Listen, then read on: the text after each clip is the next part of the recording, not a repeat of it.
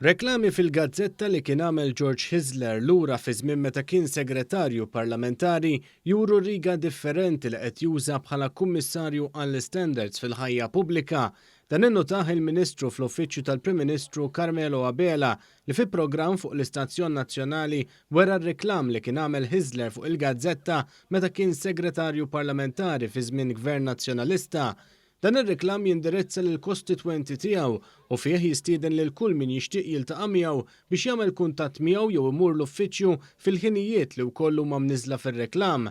Reklam li kien ġie ppubblikat kemm fuq it-Times kif ukoll fuq il-Gazzetta tal-Partit Nazzjonalista Il-Mument.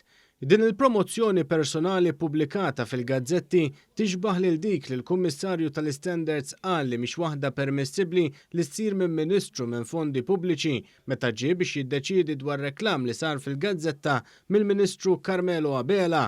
Dak ir-reklam kien 50% ritratt u l-kumplament il-ftit li kien hemm miktub ma tefa' ebda dawn fuq xejn tal-Ministeru li bda' xejn slogans. Fil-bidu tal-ġimgħa waqt l-aġġornament tas-seduta parlamentari, il-Whip tal-Gvern Glenn Bedingfield ukoll kien esprima id-diżappunt tiegħu u nnota kif il-Kummissarju għall-Standards fil-ħajja pubblika George Hisler ma jsegwix standards għolja fl-ingaġġ ta' Persons of Trust fl-uffiċċju tiegħu u fil-mod li bih jagħmel ir-reklamar tal-uffiċċju li jmexxi fil-ġurnali.